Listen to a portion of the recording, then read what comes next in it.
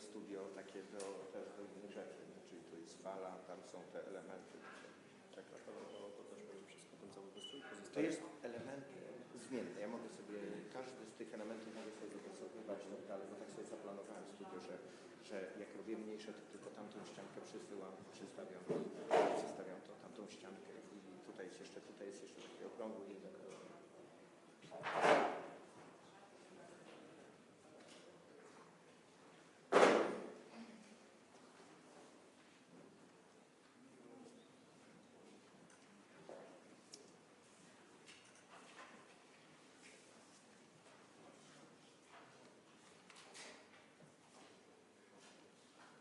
To jest taka, mniej więcej tak to wygląda. To jest taka siateczka. I tam jest plazma normalna, nie? I to jest plazma, tak.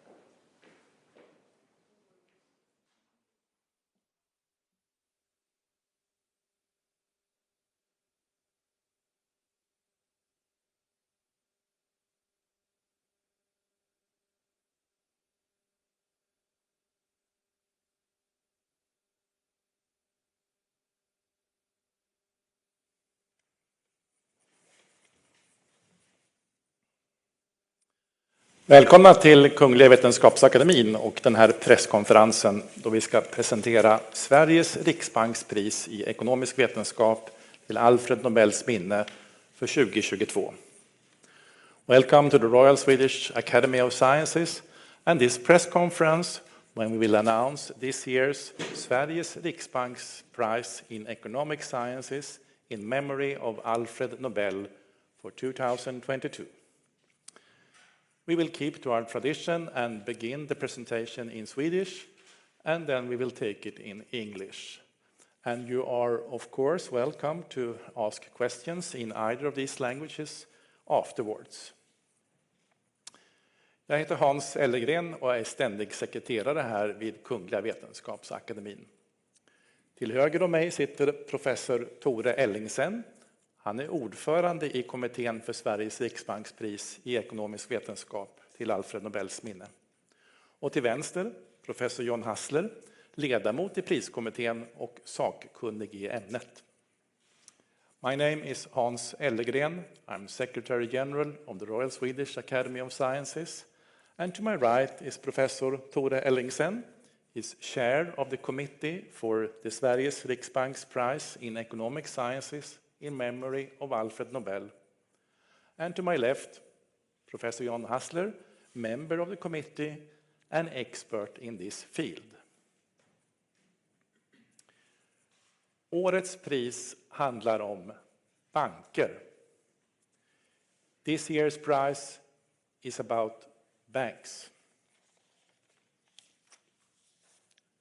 Kungliga Vetenskapsakademin har idag beslutat att utdela Sveriges riksbankspris i ekonomisk vetenskap till Alfred Nobels minne för 2022 i lika delar till professor Ben Bernanke, the Brookings Institute, Washington DC, USA, till professor Douglas Diamond, University of Chicago, Chicago, USA, och till professor Philip Dybvig, Washington University in St. Louis, USA. Det tilldelas priset för forskning om banker och finanskriser.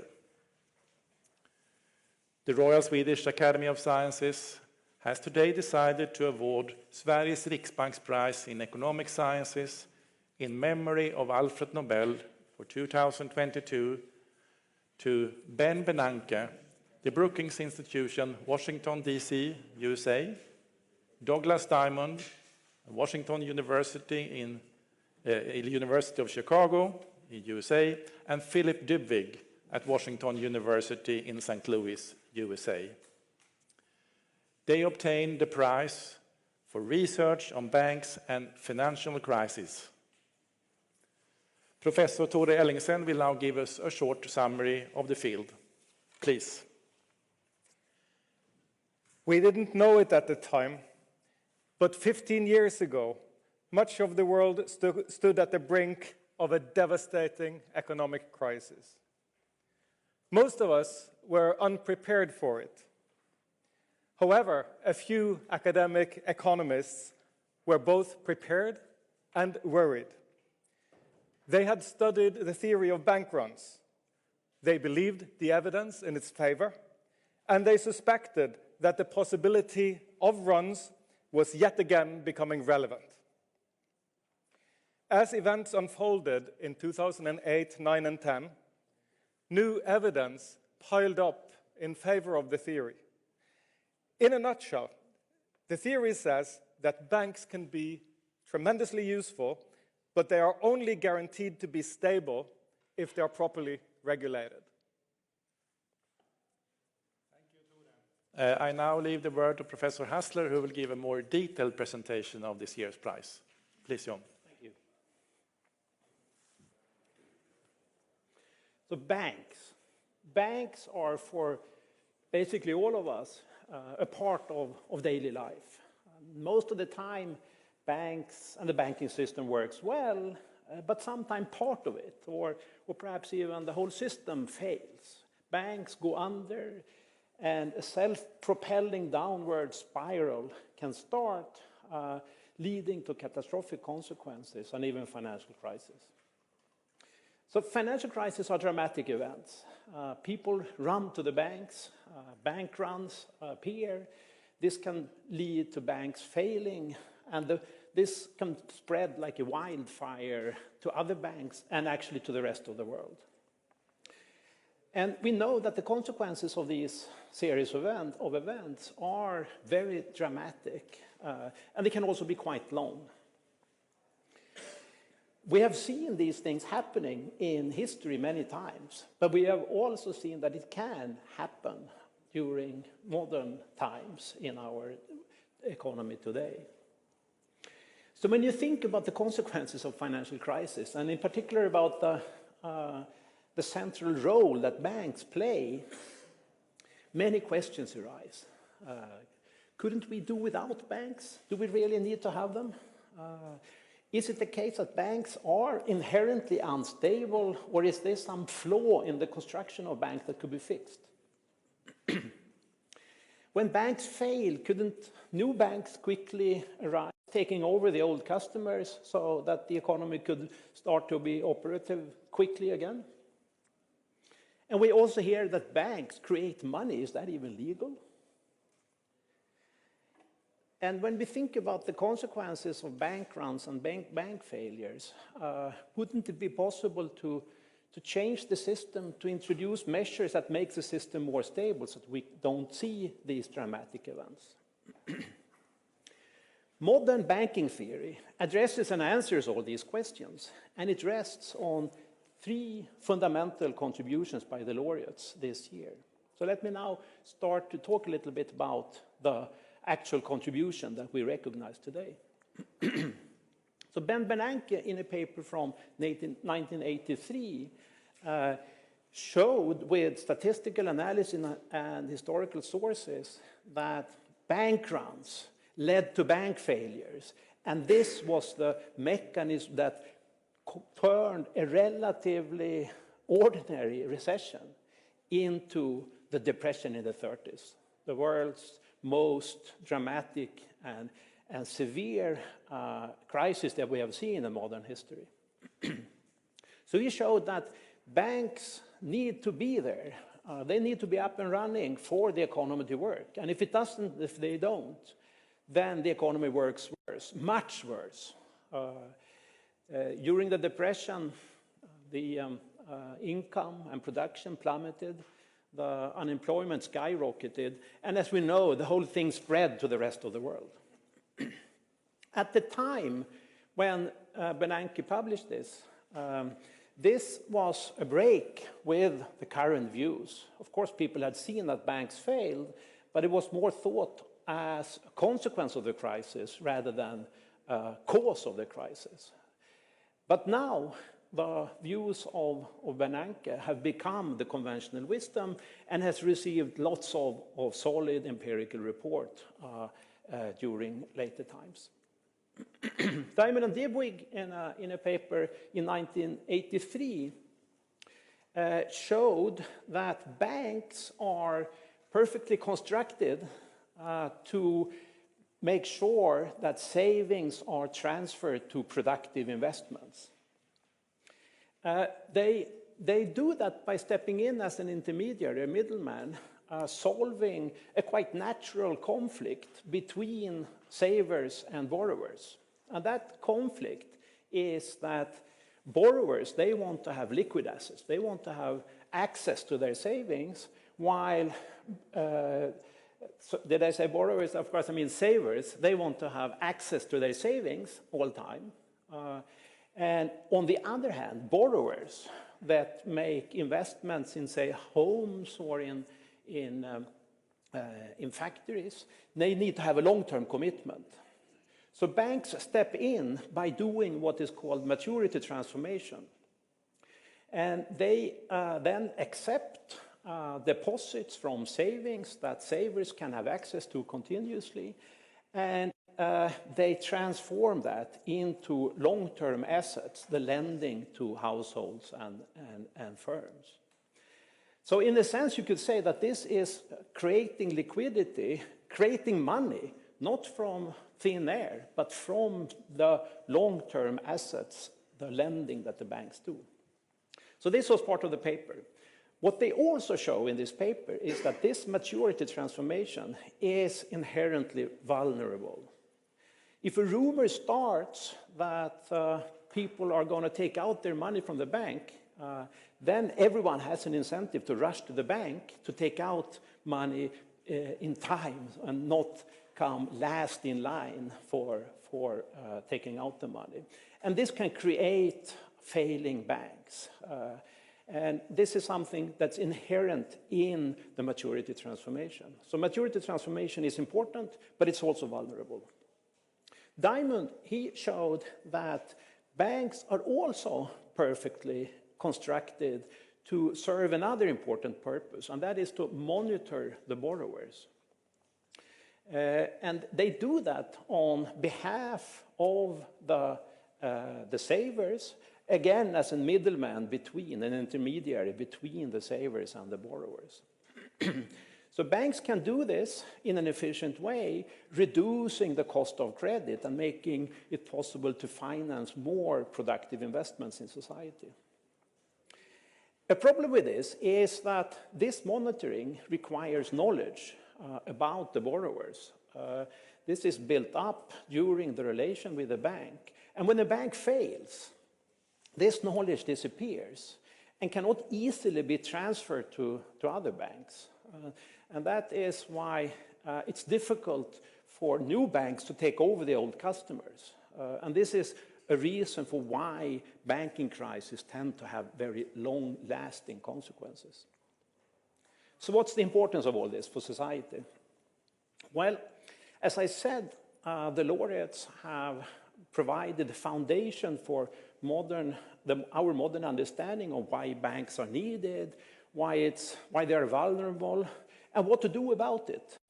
So in the laureates' work, it's shown that deposit insurance is a way of short-circuiting the dynamic behind bank runs.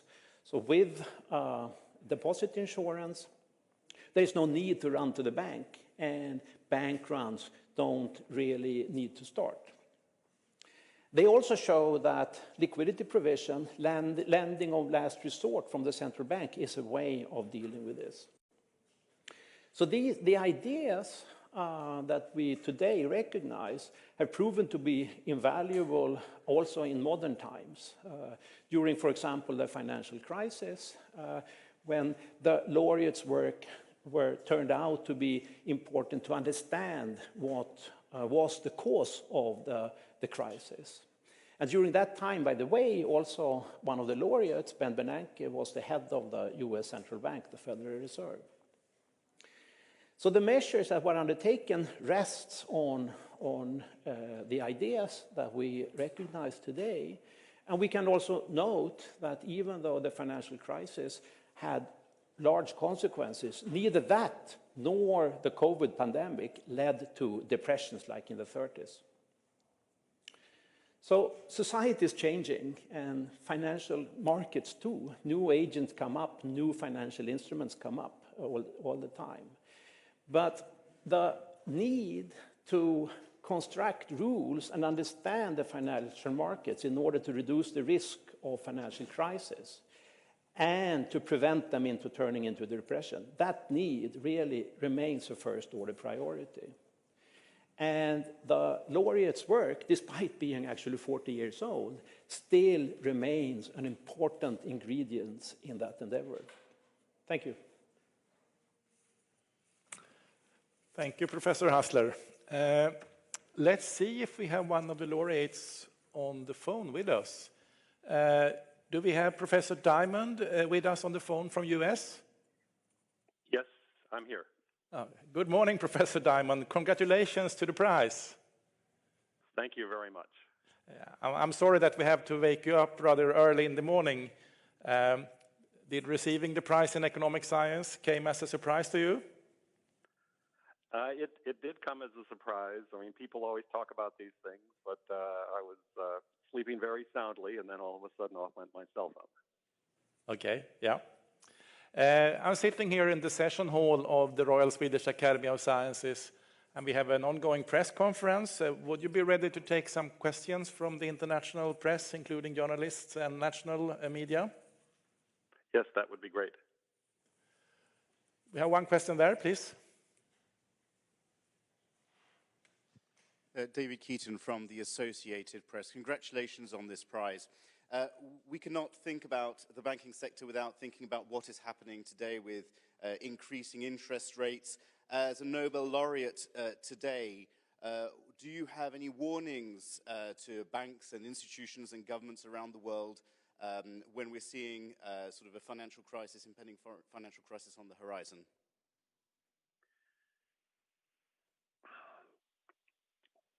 So financial crises, as the way that Phil Dybvig and I think about them, become sort of worse when people start to lose faith in the stability of the system. And that is all related to basically how profitable they think the banking sector is and how, in addition to being stable. So in periods when things happen unexpectedly, like I think many people are surprised how rapidly nominal interest rates have gone up around the world, that can be something that sets off some fears in the system. We saw some of this in the United Kingdom in their liability-driven sector of the insurance market. So that I guess the best advice is to be prepared for making sure that your part of the banking sector is both perceived to be healthy and to stay healthy and to respond in a measured and transparent way to changes in monetary policy. More questions, yeah, please. Annika Andersson, TT News Agency. Hello, Professor Diamond. I would like to ask, do you believe that the current financial crisis can end up to be a financial crisis as the one we had in 2008? And if so, do you believe that we're better prepared this time? Thank you. So let me start with the second part. We're certainly much better prepared. I think before the 2008 crisis, there wasn't, a general perception in the financial sector and in the regulatory community that there was, an unusually high vulnerability to the sector.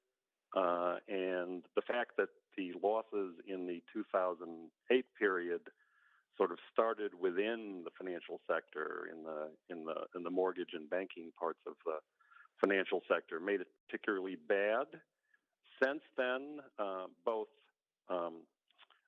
recent memories of that crisis and improvements in regulatory policies around the world have left the system much, much less vulnerable.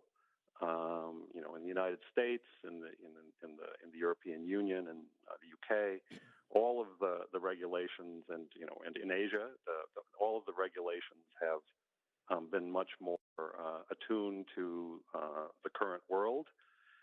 And the banking sector, it seems like around the parts of the world that I'm well aware of, seems like the banking sector itself is in very solid shape, good net worth, good risk management. The problem is that these vulnerabilities of the fear of runs and dislocations and crises can show up anywhere in the financial sector. It doesn't have to be commercial banks. And the key insight that Phil Dybvig and I tried to make in our paper on bank runs is that it's not so much about banks, it's not so much about money or creating money, it's about issuing short-term and liquid liabilities, like deposits in the case of a bank, or shares in the case of a mutual fund, which are much more liquid than the underlying assets that they hold.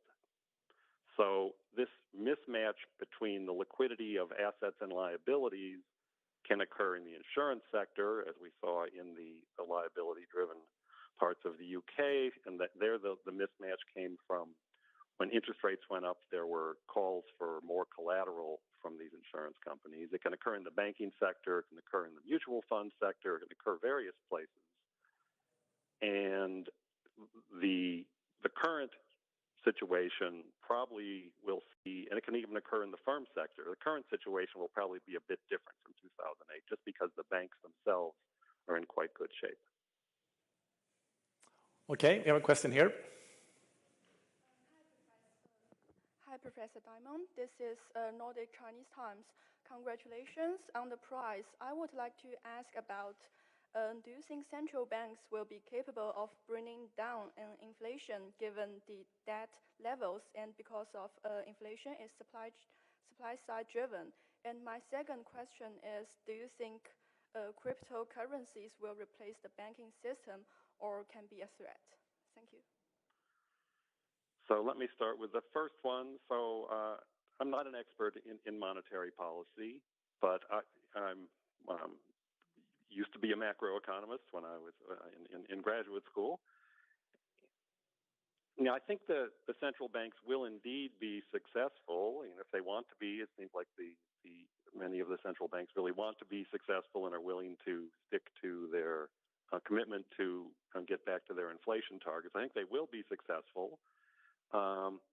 I think we often forget a famous quote from Milton Friedman that monetary policy has long and variable lags in its effect.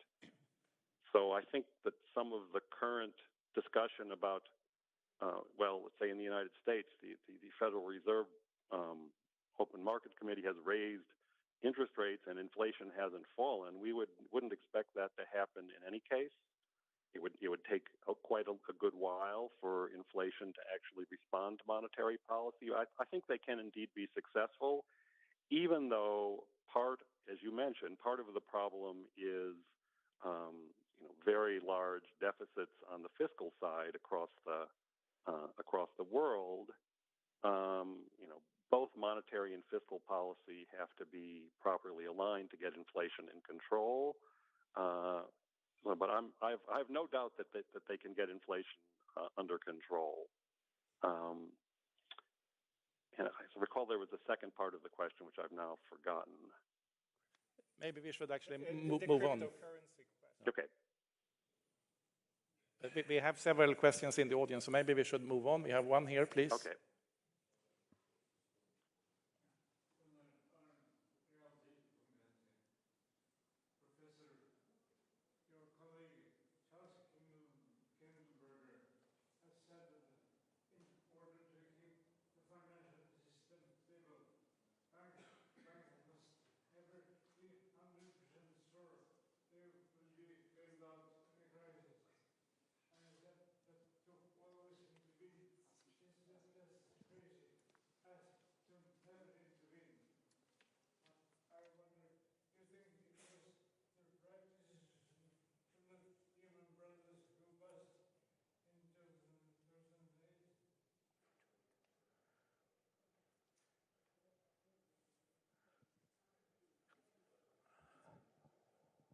Professor Diamond, could you hear that question?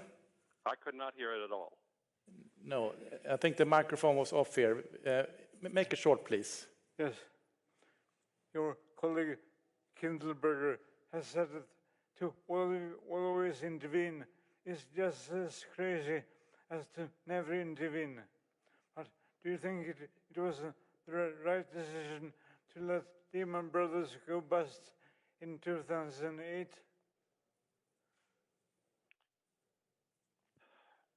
So that is a very difficult question. Many people have done postmortems on the Lehman Brothers event.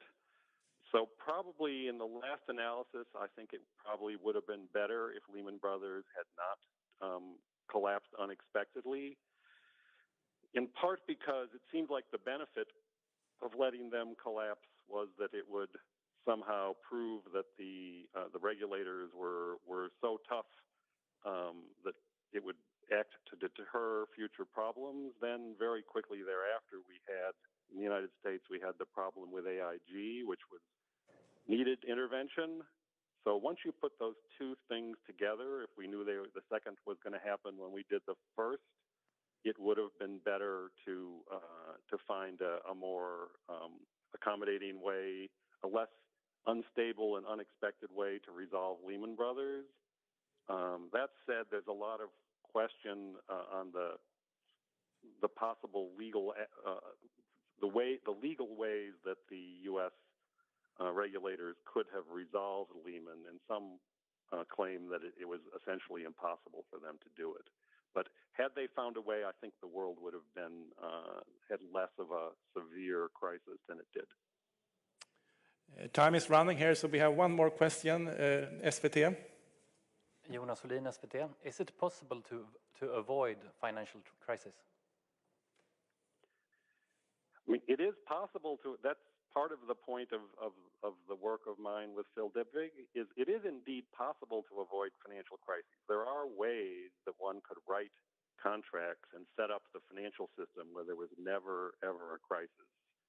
The point of our work is that that's probably not the best thing to do, because in many circumstances, the very thing that leaves the financial system subject to a crisis is creating more liquid assets that savers would like to hold out of less liquid assets, longer-term illiquid assets, physical plant and equipment, things like that. And it's very difficult, although not necessarily impossible, it's very difficult to have both the creation of extra liquidity that the financial sector does combined with universal financial stability, which means the lack of financial stability is a financial crisis. So you need, the financial system as a whole needs very careful contract design to minimize the chances of a crisis, given that they leave themselves in this vulnerable position of relying on some confidence. They need to be careful themselves. They may need to have, because there are various externalities in the system, or where what one player does affects the outcomes of another, there needs to be some regulation. And there may even need to be something like deposit insurance or ex post bailouts.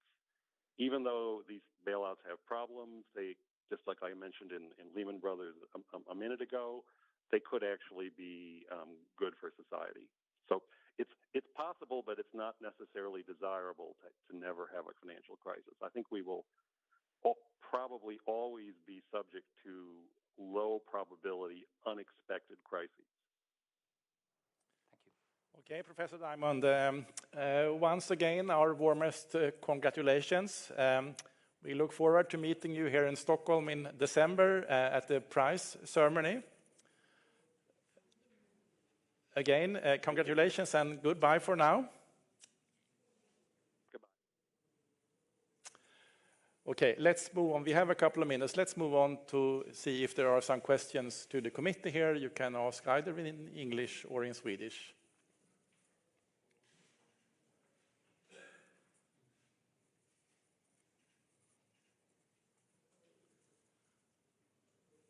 Are there some questions to the committee?